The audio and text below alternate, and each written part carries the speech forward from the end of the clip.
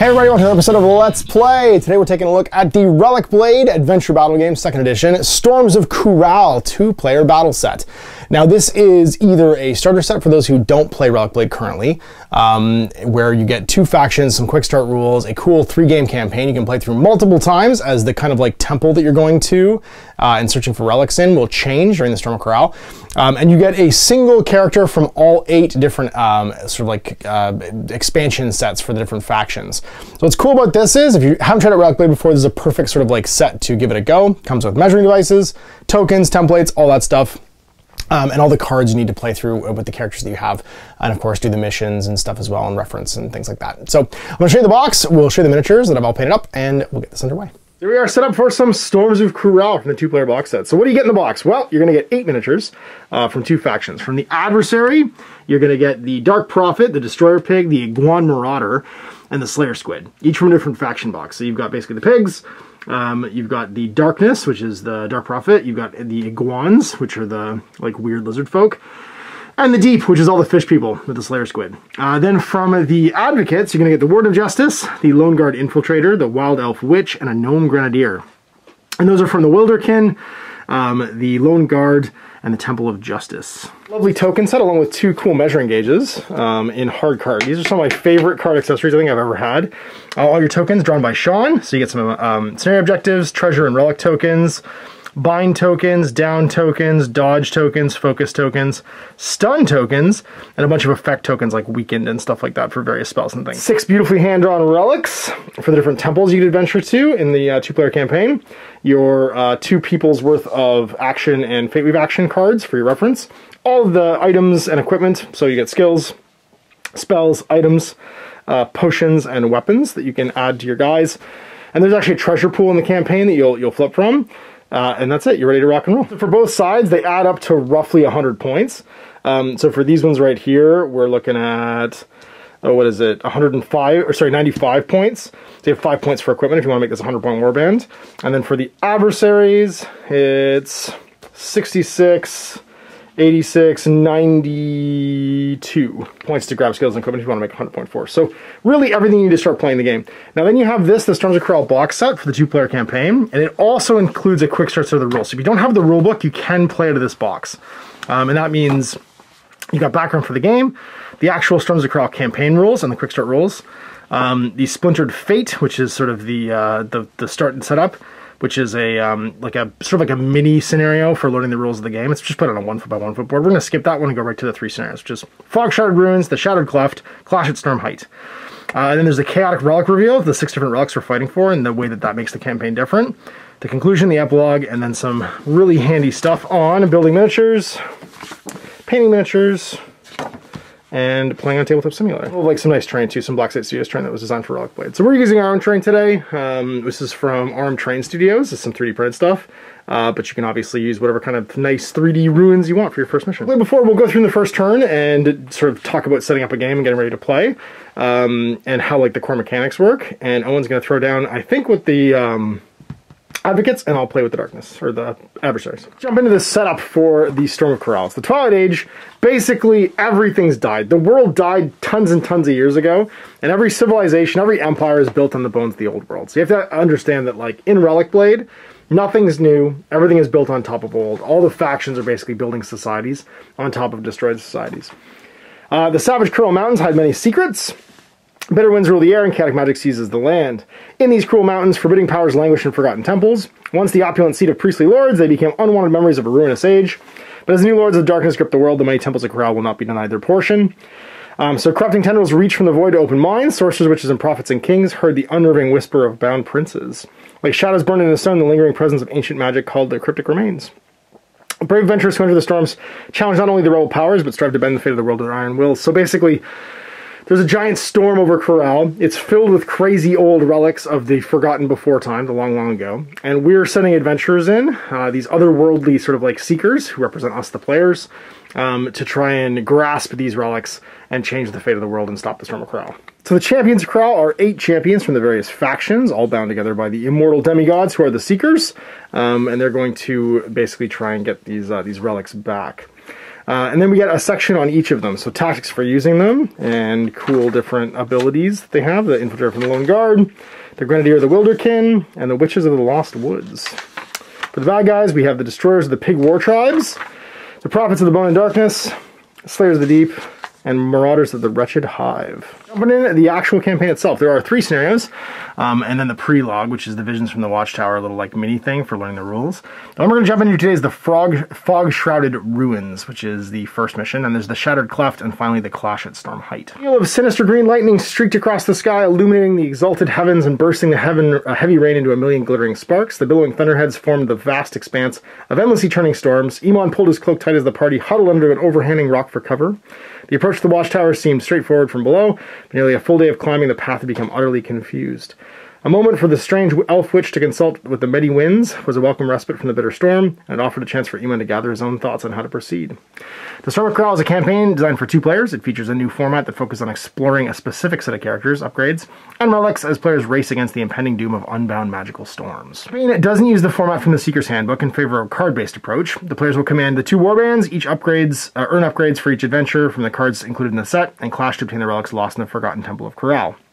Players need the full rules from Relic Blade found in the Seeker's Handbook to fully understand the core game rules. However, the Prologue will run through the rules from experienced wargamer to get a handle on the basics and play the campaign, in spite of any missing information. In the cards, Storms of Kural is a 2-player campaign. One player will take the honored role of the Seeker on the path of the Advocate, and their rival will be the Seeker aligned with the path of the Adversary. Divide this set of cards into separate decks listed below. Throughout the campaign, character advancement will be tracked by which cards players acquire along the way. Players will also gain access to certain Fate Weave actions. These abilities that once acquired can be performed once per game. Advocate's starting cards, so Owen's going to start with the Warden of Justice, the Lone Guard Infiltrator, the Gnome Grenadier, and the Wild Elf Witch, and he also gets the basic action reference card and the Fate Weave reference card. And for the adversaries, I get the Destroyer Pig, the Dark Prophet, the Slayer Squid, the Iguan Marauder, basic action reference, and the Fate Weave reference. Then the treasure deck gets made, and this can be found during the course of a game. It'll contain the Healing Herb, the Noxious Bomb, the Blade Oil, Magic Lantern, Corrosive Vial, and Gauntlets of Strength. And then the Relic deck we'll have a Sword of Fire, Axe of Cold, Deathstrike Maul, Ancient Skull, Music of Life, and the Helm of Legend. And these are the things that basically are, each temple has a different one. These are the things we're trying to find. Find the campaign upgrades of the remaining upgrade cards, and they can be earned throughout the different missions. We have all of our tokens, scenario objectives, so like these are the relics, these are the treasure, and these are scenario tokens. And to activate a scenario token, you have to use a 5+ die to do so. Prologue mission, but basically it's designed to show you in 3 turns the core mechanics of the game with the quick start rules. So the core of the game is there's an initiative phase, both players roll a die, whoever rolls the highest goes first. Activation phase, players take turns activating models until they've all activated. When a character's activated, they get to use their AD action dice, that's this top stat right here, in actions. You can do lots of basic actions, they're all here on the card. So things like moving, dodging, focusing, improvised attacks, or attacks, and then most of your actions are here in the card apart from move. They're all basically used by spending a die, so my Destroyer Pig here would have 3 dice. I could use 1 to move 4 inches if I wanted to. So dodge, which gives them a dodge token. When you get hit, you can spend a dodge token, add d6 to your defense roll. Focus, which gives you a focus token. That would allow you to add d6 to a skill test to activate something. And then improvised attack, just bash, anybody can do. It's a 4+ die, has to be at least a 4 to do it. So your dice do matter, right? You have to roll them to do it. So any 1+ thing would be automatic. A 4+, you actually have to roll the dice and get that result. Combat and magic actions and stuff like that. So for instance, the Iguan Marauder's Scimitar, it has a ×2 on, so you can do it twice per turn. He has to roll a 4+ on a single die at least, and it's +3 to its damage roll when it's done. So he has to spend 2 dice, and they have to add up to at least 4 when he's done to get a 12-inch range +3 hit.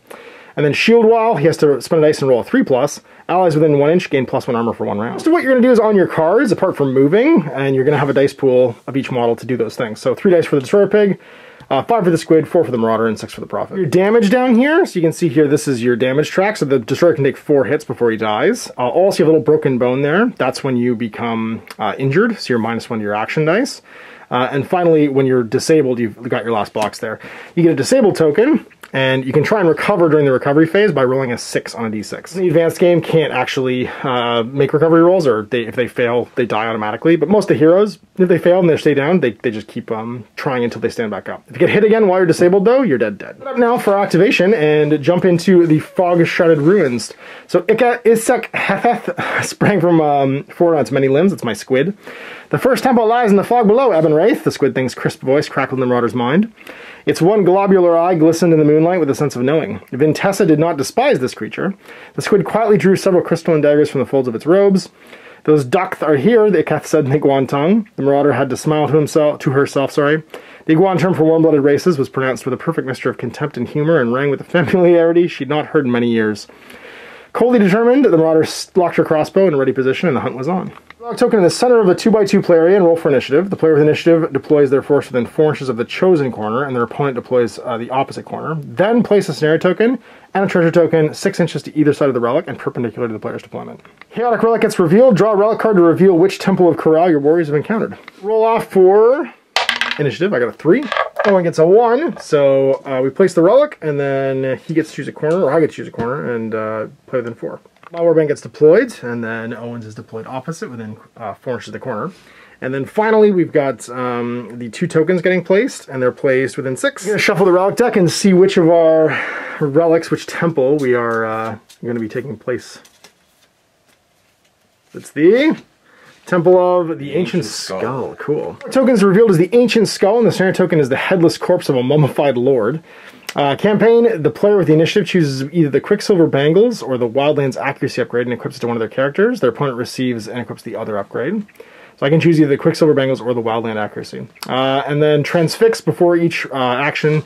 Perform within 5 inches of the relic token is done. The players must roll a die. On a 4+, the model is transfixed and loses the action. Free actions are affected. Headless Ancient. Activate the Headless Ancient to listen to its secrets and immediately move the relic 5 inches directly towards the Ancient. If the relic is being carried by a model, it's ripped from their hands and moves 5 inches away. And then Cursed Whispers. Characters activate within 5 inches of the Headless Ancient must roll a die. On a 1 to 3, they suffer -1 action dice during the activation. On a 4 to 6, they gain 1. And then victory conditions, the battle lasts until the end of the 5th recovery phase. The player holding the relic is victorious. If one player is disabled or destroyed all enemy characters in the end, they automatically hold the relic. And the treasure, if no one's holding the relic, it's destroyed and lost to history. Rewards, the player who holds the relic at the end permanently gains the Inspire Fate Weave action. This actually can be performed once per game from now on. The Wildlands Accuracy for the Iguan Marauder means that my crossbow can ignore partial and full cover bonuses, which is pretty cool.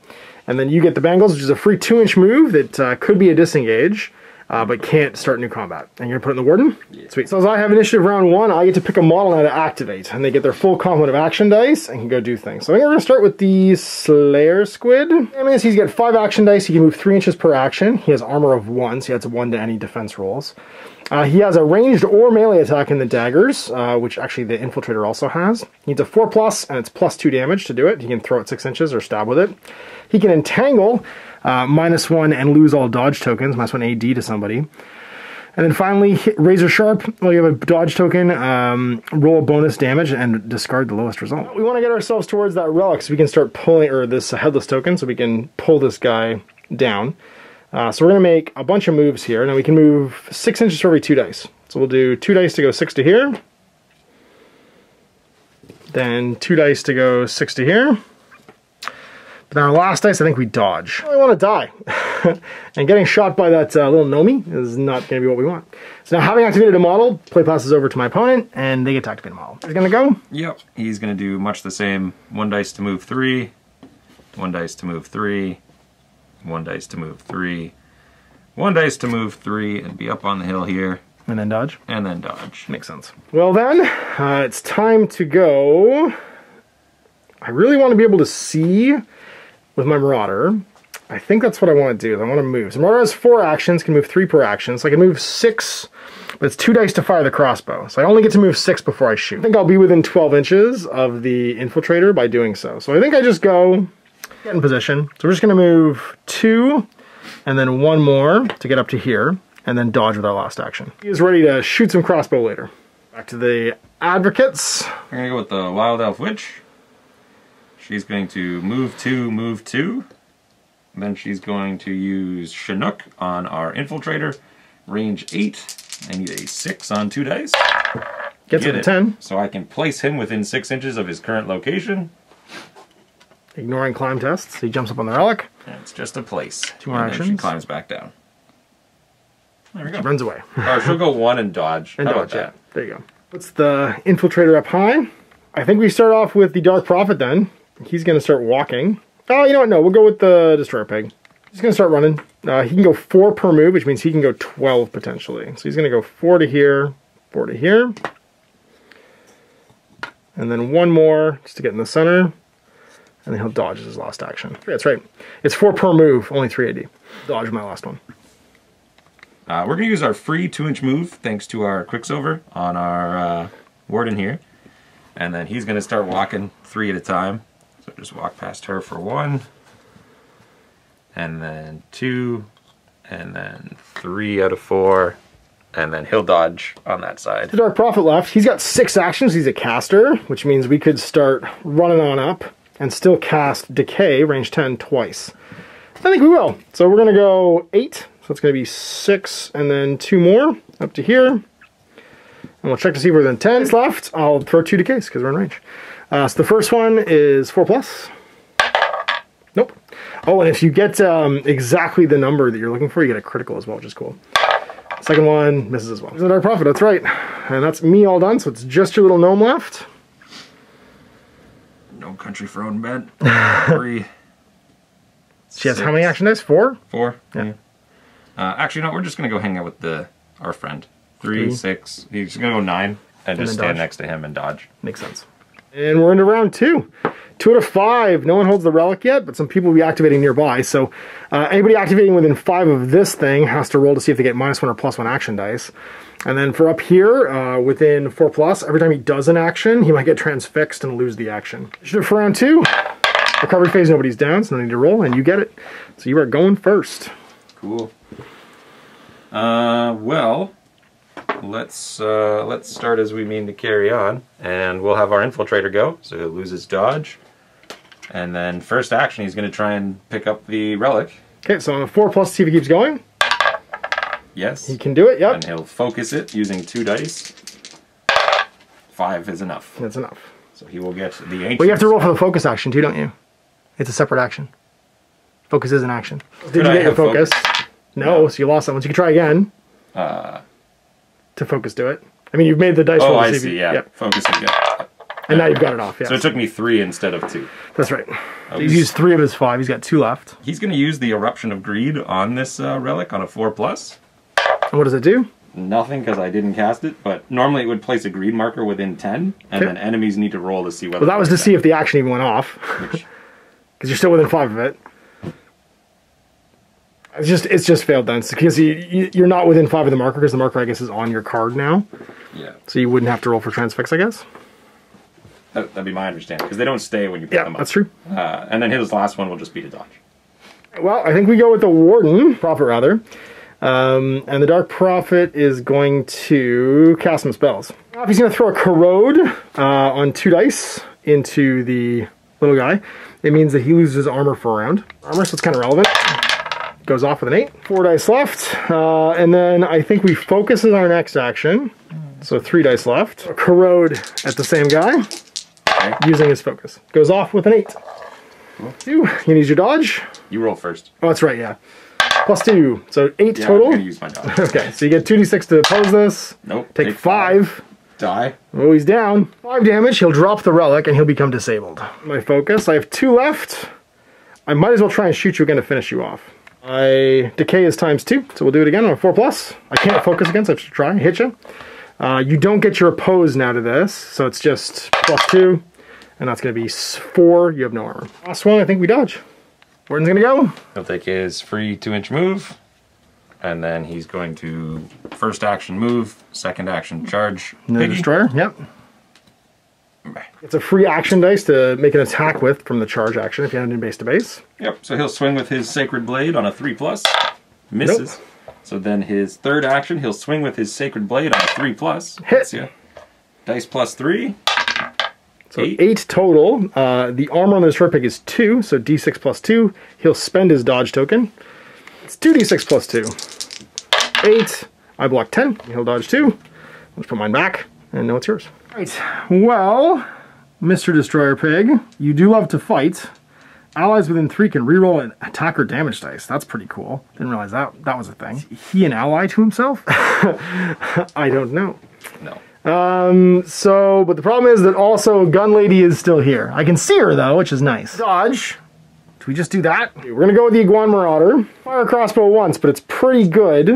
And I can reroll dice because of Destroyer Pig. Action 1 of 4, we focus. We lose our dodge. 2 of 4, we shoot. And we get 3 dice to do this. Well, we only spend 1, and it goes to 2. That's not how it works. Well, I have to spend 2, so it would go to 3, wouldn't it? Yeah. Do I carry that? It's a 4+. I don't actually need to focus then. I can save the focus for the damage roll. You can't focus damage. I can save it to dodge later. So I'll focus for my first one, spend 2 to get my shot off. But I can reroll a dice, thankfully. And hit with a 5. Destructive presence reroll though. So it's dice plus 3, and I ignore your cover. So it's 6 total. Dodge, yeah, might as well. This. Oh, all day. We're okay. And then I'll focus dodge to gain 2 dodge tokens instead of 1. It's 2 dodge tokens. Of course, when I needed a 4+, I rolled a 3. Because it would have been nice to be able to reroll that damage roll instead. The Gnome Grenadier and the Wild Elf are left. We're going to go with the Gnome. Okay. Now we'll go with the Wild Elf. Okay. Wild Elf loses her dodge. Yep. She's going to open with Chinook again on the Gnome. Yeah, goes within 6. Goes Gets off. it. So she can place within 6. Yep. We're just going to place her basically up here. Overwatching.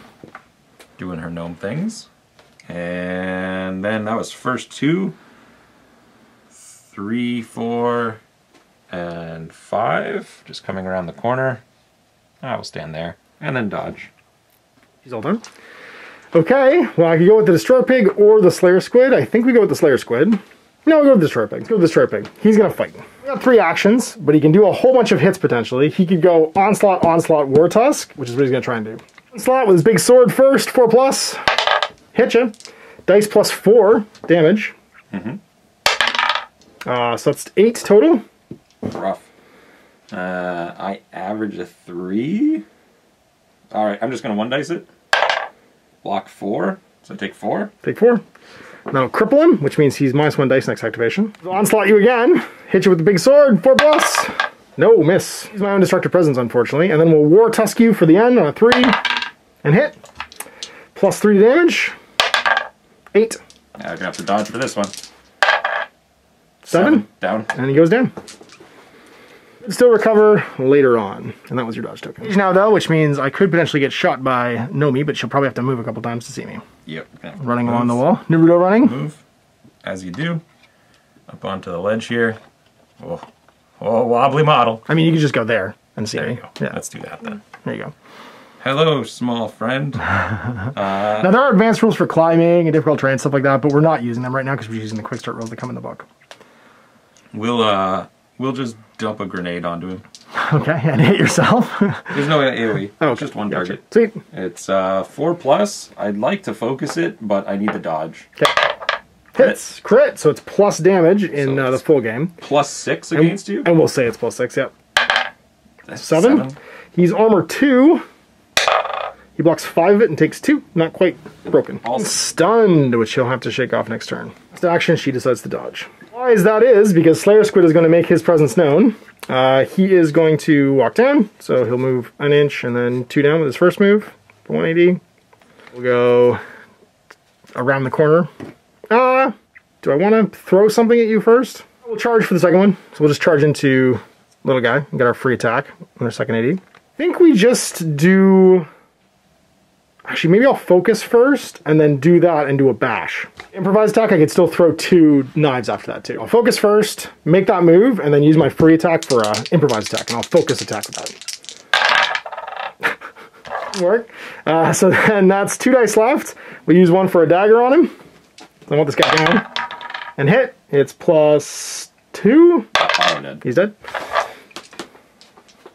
Dice left. I could dodge. Or I could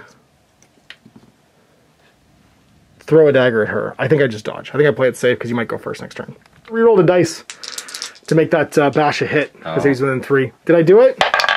I did. Maybe, yeah. Which means it would have +0'd you. I need to roll something.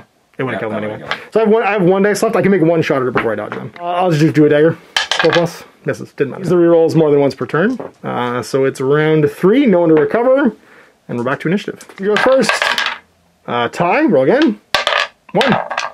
Is he elf? So she'll do first move just to see everybody. And then she'll just start throwing some Razor Winds out there. Why not? So, Razor Wind, Mr. Piggy. Do Range it. 10. 3+. You got on 3+. Hits it. +2. +2 as well. 4. And down he goes, yeah. With Squiddy. 3+. This is your last one. Misses. Sorry, 3 more actions. I've only used 3. That's right. She moved once. Razor Wind, Razor Wind. Yep. She's going to Chinook herself on a 6. That makes sense. For 2 dice.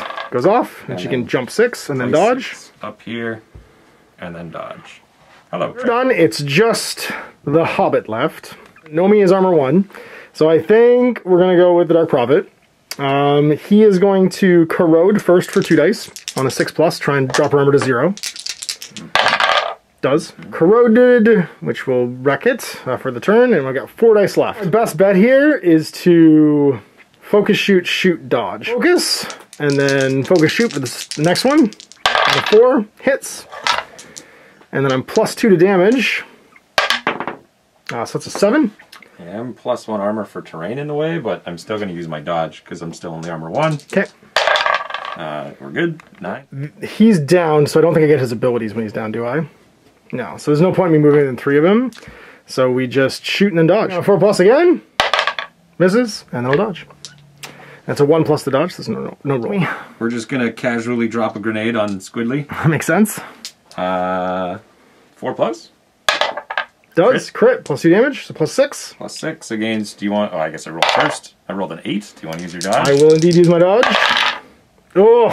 5? 5, no, 5 damage, yep, she's just down. That was unlikely. That was very unlikely. Two dodges. I had 2 dodge tokens on me, yeah. I focused dodge. And I'm -1 armor, so I'm tempted to run. Oh, I lost my, oh, I'm still just broken armor. Yeah. Do we shoot and then run, or do we just run? Let's see if we can just pop off the Dark Prophet. Go for it. Fire back with our gun. Hits on an 8. Okay. So it's +3 and it's dire. Which means I don't get my armor of 1. So Yeah. +3d6. 5. 5, I'll spend my dodge. Needed a bigger number than that. And I'm good. I think we just hard dodge and continue to tank it. No armor. And I could run into you, which I think is what I do. So I move 3 per turn. I got 4 actions, so I'll get you on the second one. So 3, 6 to charge. I'm going to get a free charge attack, which I'll use it for my scimitar. 4+. Misses. I'll try again. So third action now. Third action now. Misses. And then I guess I bash. Oh my god. Do great. Now it's recovery phase of round 3. On a 6, the pig comes back. Nope. On a 6, the squid comes back. No. So they stay down. We're down to 2 models each. Initiative. I really need this. Nope. It's back. Now, amusingly, Gnome is not good in the point blanks. No, has no melee attack. Can only do a bash. I can get away from you, though. Yeah, you could use your caltrops or flashbangs. Flashbang, or we can Chinook him away. You could, yeah, it depends on who goes first, though. The Witch Elf's going first. Okay. Wild Elf Witch is going to go. We're going to cast a casual Chinook on our friend Gnome. Bye. We'll teleport 6. I might lose my actions if I go up there, though, which is a downer. But at the same time, I like being alive. Being alive is good for you. That is a net positive. Yes. So we will risk losing the actions for the sake of this scenario and go up here. Second action, she's going to huck a Razor Wind at this fella from behind on a 3+. Miss. I mean on a 3+. There we go. So +2 against armor 2, I think? Yep. So just dice. So I get color bonus? 6. Yep, you'd have something in the way for another +1. So +3. 7 Good. left. We'll spend 1 to try and pick up this treasure. Go for it. Just to 5+ it. You do. Bam. Money. And then last action, we are going to dodge? Yeah, dodging is better than running. Fair. Be armor 2 and dodged if Only I shot you. your gun. It's you true. Ignore cover. Because I ignore cover. Well, I think we go with the Prophet, though, because we have to try and kill this little girl. 3 times, you still have a dodge token, which is not great. But we could do exactly the same thing we've been doing with the Dark Prophet, which I think is what we're going to do. We're going to throw a corrode at her again. Goes off. Number 0 again. Then we're going to focus and throw a decay. Goes off. And no armor. 8. I use my dodge. Armor 1 for cover, but yep, that's all. 6. Take 3. 2. Oh, that's Plus right. 6. Yeah, for cover. Take 2. Didn't cripple. But that was the 3rd action. 4th action, we'll do another decay. That was 4 of your dice. So it's this and then dodge. Number 5. Yeah, number 5, 4+. Miss, and then dodge. Yep. At our friend Iguana. Fair. 4+, do I get to do it? No. So I have to do something else then. Shoot your gun. Shoot my gun. You can. And we'll shoot the iguana. On a 5. Hits. It. So +3, and you have no armor. I get the cover bonus though. It's a +1. Dire ignores armor. But okay. It only ignores your armor, not the cover armor. So you get +1. 9. 9. 7. Take 2. Take 2. Guan is not quite broken. 4+ for the last one. No. Stares at you menacingly. Well, Guan, you need to seal the deal up here. Means shoot your crossbow at Nomely, because she threw a grenade at you. Do you get to shoot your crossbow? Because you're within 6, right? Well, we're within, if that's within 6, we've not rolled this whole time we were shooting before, actually. So I hit, and +3, yeah. I get 5, 1. Down she goes. I'm just gonna move to here and then charge through the door. That's a The way you went too, if you want, with the gnome one. Okay. And then Guam Marauders free charges of 4+. Hits, and it's +3 for the scimitar. 9. I guess I use my dodge. I roll terribly, and I go down. Down she goes. If one of these guys wakes up, it's still a game. Turn 5, so recovery rolls for you. This will be what matters. Nope. Nope. Wizard? Nope. Nope. And then you win. Piggity doesn't show up, and Squibbly doesn't either. So end of the game, you've got all your guys. Actually, you'd have one more recovery roll, because I have to table you to do this. So I'm actually have to kill you during turn 5. Let's see if I do. Doesn't matter. You have the turn 5 recovery phase to try and recover. So I'm just going to see if I bap her to death. It's all focus sword. Miss. Miss. Sword. Hit. Dead. And she's dead. Focus and then died. focus shoots some guns at you. Dead. I hit. And... Auto kill. My armor 1. No, it's on a 6. I don't hit. Try again. What? I miss. 4. It's on a... Oh, it is on a 4. That's right. Yeah. I do it. Yeah. She does. All you have to do is hit and I die. I was looking at Kurod, sorry. And now they can't make recovery rolls. The Destroyer Pig doesn't, and the Squidly doesn't either. The battle lasts until the end of this, and because I've tabled them, I count as holding the relic and the treasure. And the player who holds the relic at the end permanently gains the Inspire Fate Weave. The action may be performed once per game from now on. I'm going to cut the deck after I shuffle it and see what treasure I found. I got Gauntlets of Strength. May not be moved by enemy actions or push actions, and gain the Slam attack. Slam's a 4+ with a 2-inch push, or push a 1. It's +2 damage and a 1-inch push. That all game, the guys I was hitting with Decay were losing action dice each round because of poison. We'll give the Gauntlets of Strength. True. We'll give Gauntlets of Strength to the Iguan for a bonus attack, basically, that can push people away. Or I can do once per game. I can just give a bonus dice to an action. So we go after the first mission. We got the Wildland Accuracy and Gauntlets of Strength now on the Iguan Marauder. The Ancient Skull we're going to give to the Dark Prophet. It gives an Eruption of Greed attack, or spell, basically. It places a greed marker. Enemies within 4 inches of a greed marker must roll a bonus die. Each of them perform an action. On a 4+, they act as normal. Otherwise, they must move directly towards the greed token as their action. It lasts for a round. Handy against the gnome, making her greedy and have to run around and waste dice. Then we got the Slayer Squid and the Destroyer Pig, just ready to rock and roll as they were. Advocates, the Quicksilver Bangles are still in the Warden of Justice. The Infiltrator, Gnome Grenadier, and Wild It, which still don't have any upgrades. So we go at the end of the first Storms of Kural campaign mission. The Advocate's taking it home. We'll be into mission 2. You'll see that in 2 weeks as we go to the Shattered Cleft, an ancient bridge over a massive, rocky, mountainous sort of like piece of terrain. We find our next relic, and we'll fight the Advocates again to see if we can get to the very top and see what lies in the middle of this magical Storm of Kural. So big thanks for watching. We'll see you for more Relic Blade in the future. Till then, I'm Ash. Have a great day. I hope you enjoyed that video. If you want to support the channel, of course, like and subscribe and hit the little bell below so you get notifications when I post future content. I do post stuff 7 days a week. If you want to support the channel further, you can, of course, buy a t-shirt through Spreadshirts, buy a measuring gauge or objective markers from Deathbit Designs, or, of course, most importantly, there is Patreon. Patreon is what makes all this possible, keeps the lights on, pays for the studio costs, pays for the equipment, model costs, and everything else, and most importantly, puts food in my kids' bellies and a roof over their heads. Big thanks to everyone, past, future, who supported me. I do this stuff because of you guys, and of course, I will continue doing it as long as I can.